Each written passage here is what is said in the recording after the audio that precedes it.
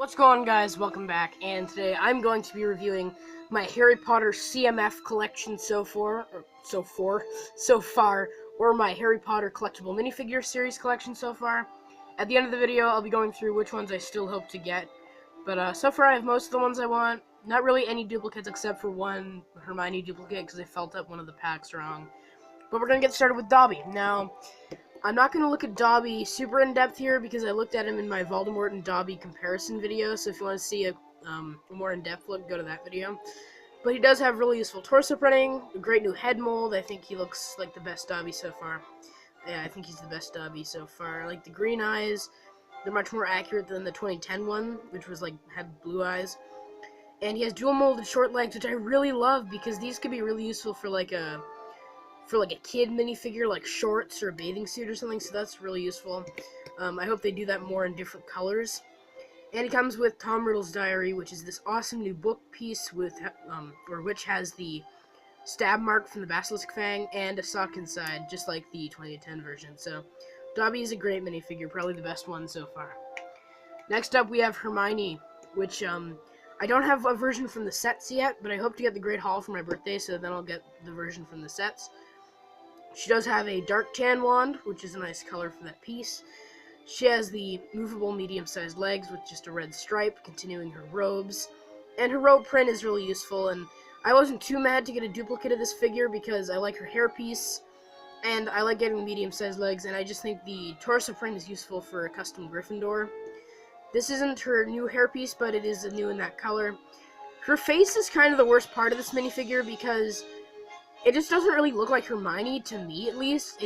I don't know, it just doesn't look right. It doesn't look a lot like Hermione, unlike the version in the sets. The one in the sets, I think, looks a lot like Hermione. And then she has Crookshanks, which is really cool, because I didn't have this cat piece before.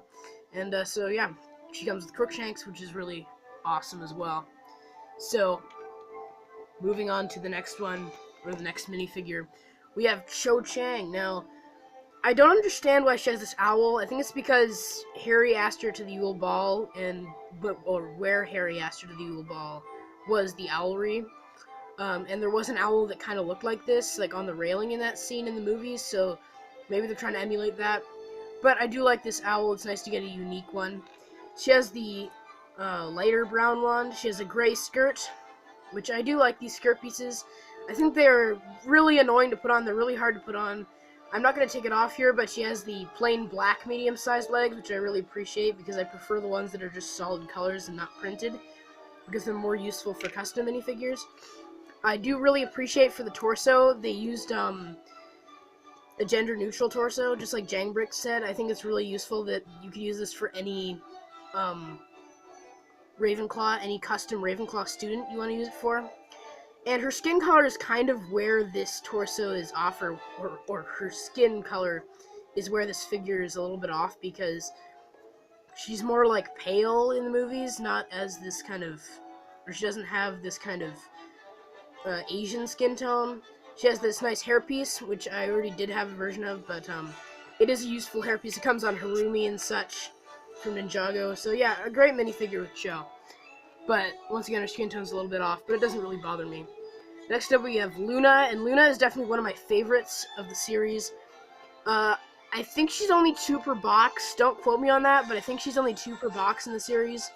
She has the Quibbler here, Pandemonium at the Ministry, and she has a brown wand once again. She has a purple handbag, which is really cool. She has the plain, my favorite pair of the medium-sized legs because they're plain blue, which I used for my Sig Fig, so I love those legs in that color. She has this fantastic new hairpiece, and she has her Spectre Specs. And then she has this regular face, which I don't really know if that really looks like Luna. Like, she's usually more happy.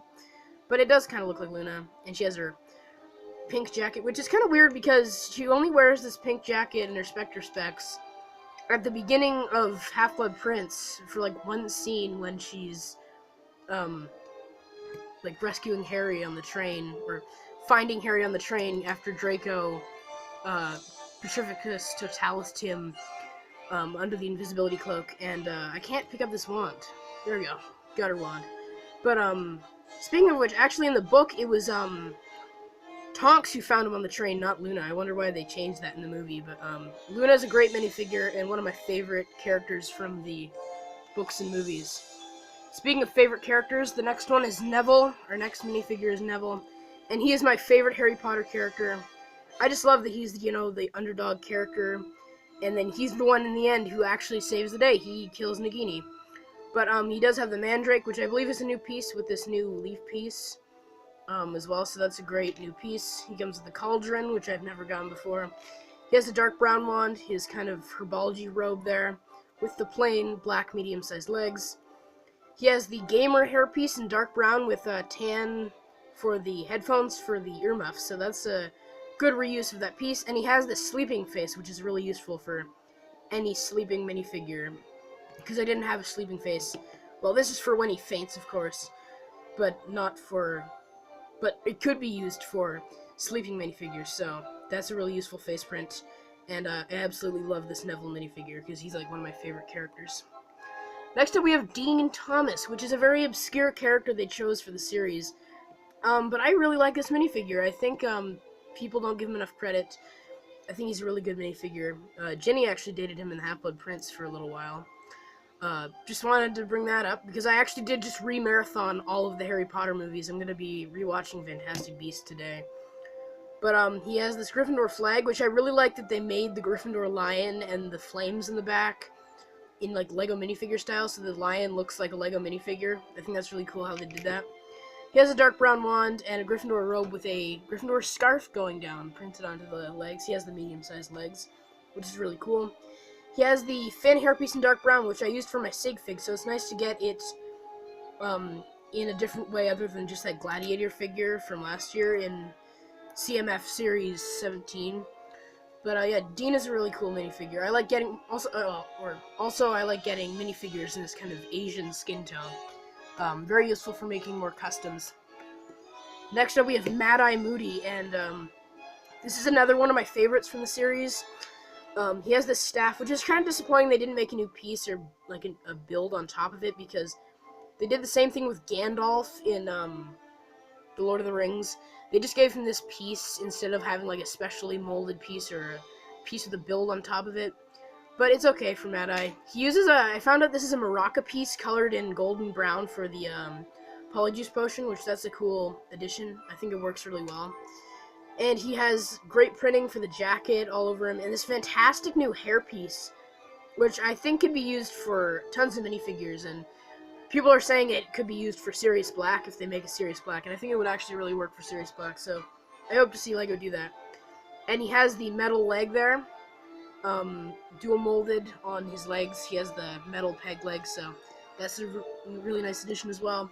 Great face printing. But then they give you an alternate head, which I saw some people using for Eddie Brock from Venom, the new Venom movie. But then you can give him this alternate hairpiece, so he can be Barty Crouch Jr. How great is that? And then if you want, you can turn it around to the Mad Eye head, and then you can have mid-transformation into Barty Crouch Jr. That's genius. That's amazing. I'm so happy they did that for this figure, and it's like, they're now doing that where they can give you alternate hair pieces. It gives you more pieces for customs and things. He does also come with a dark brown wand.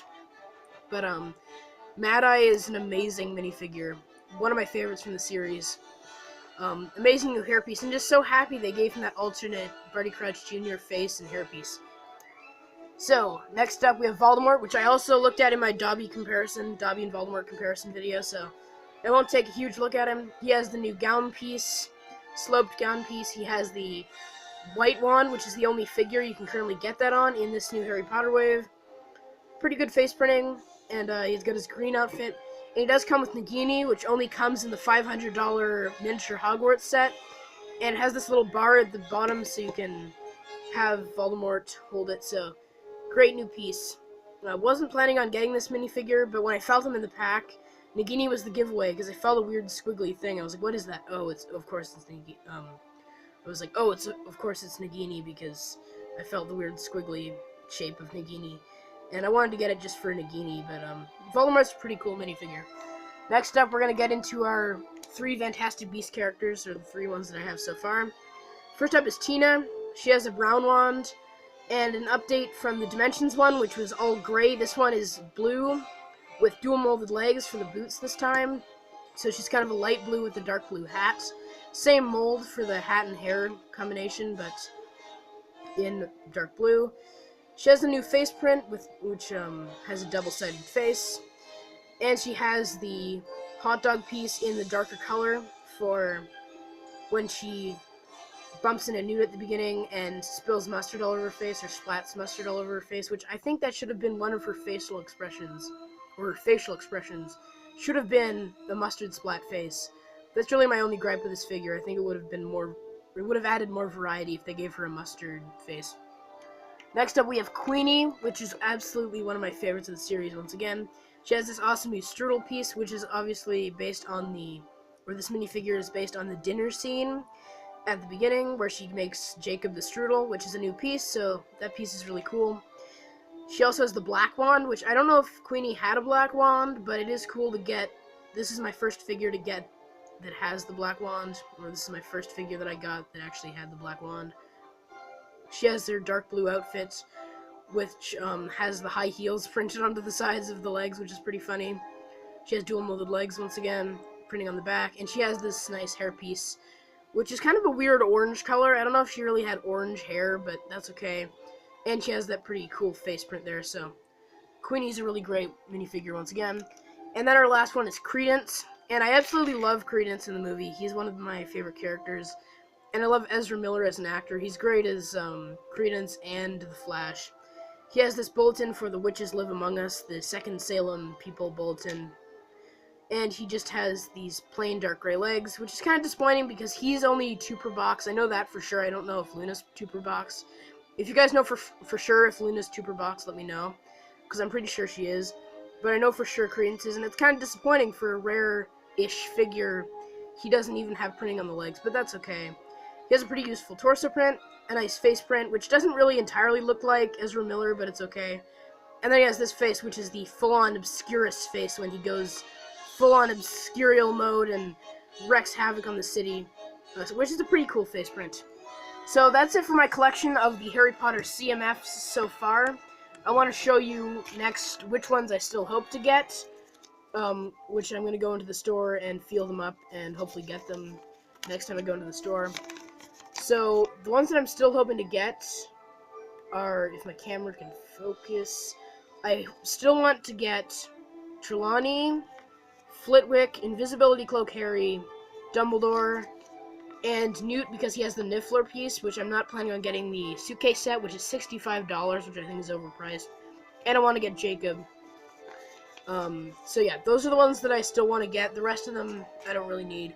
But, yeah, that's really it for this review of my Harry Potter CMF collection so far. I hope you guys have a great day. Or I hope you guys enjoyed the video. Let me know what you think of these figures in the comments. Oops, sorry. I boofed the camera there. But yeah, you guys let me know what you think of these minifigures and what you thought of my review of them. And, let me know which ones you guys hope to get. But yeah, I hope you guys enjoyed this video. I hope you guys have a great day. Take care.